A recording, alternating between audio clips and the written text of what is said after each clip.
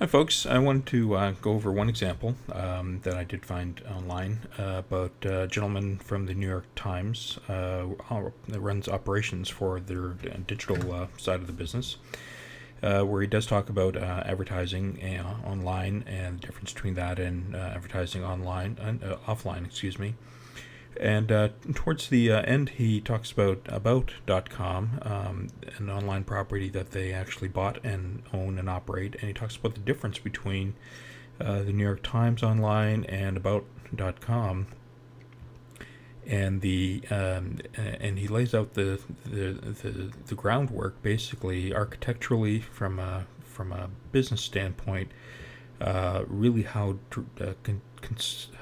dramatically similar it is to what we're doing, and he touches upon. I'll just drive home a few key points about the value that he sees of contextual, not that he sees, but that the market sees, of highly contextual, highly targeted advertising for about.com, which is something that I've been talking about for quite some time.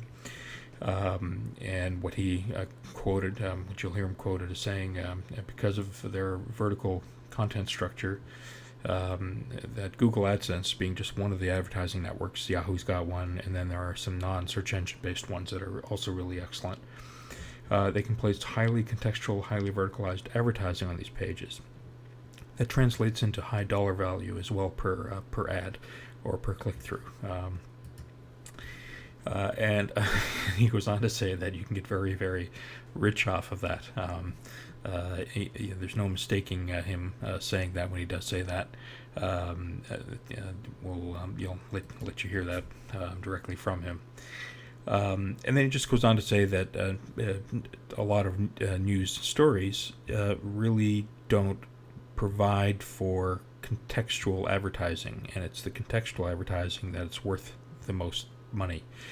And so the New York Times doesn't enjoy the same type of or same degree of monetization that something like a property like about.com does, and I'll go so far as to say a property like brightminds.com will.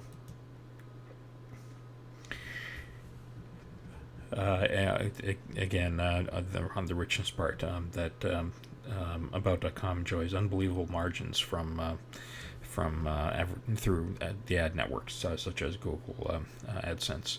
And let you watch the clip. It's going to be kind of jumpy here as we move into it. The web is really a great swirling conversation. It's a convergence of reading and hearing and talking, and it's not just reading. And so sites like the Huffington Post, so long as, and I'm not speaking specifically about the Huffington Post per se, but sites like them. So they're sitting right there. Well, so long as, because there are a lot of aggregators in the world, Andrew. It's not, Huffington Post isn't the only one, and so there are laws around fair use, and obviously to the extent that our content,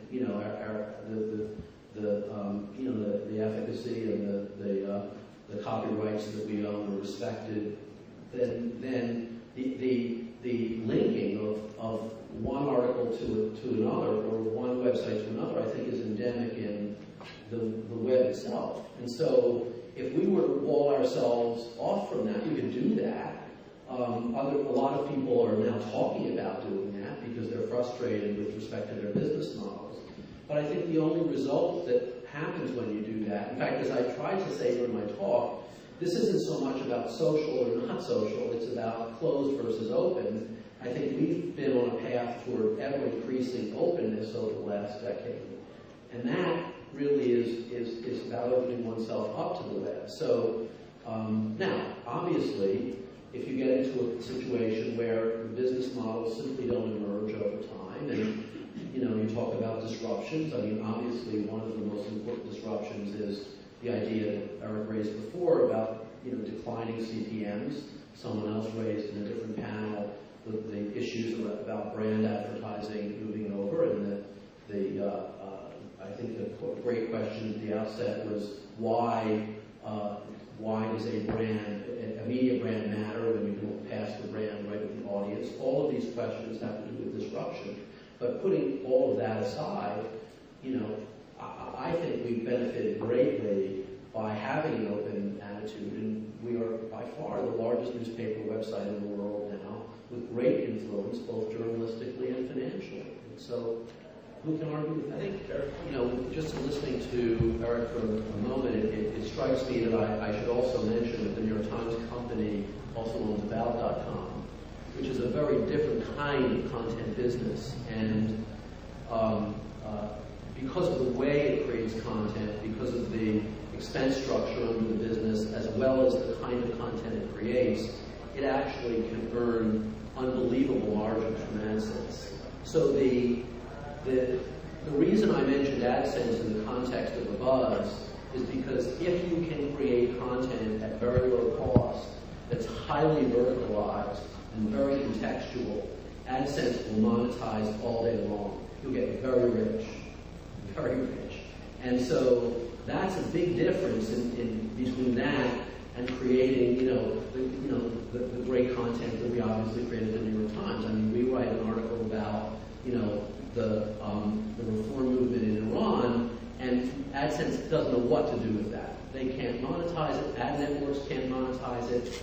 We have to monetize it directly through our own sales force. So I really think that, as we talk about these models, we recognize that there are models that are friendlier to web endemic advertising and models that are less friendly, just from a monetization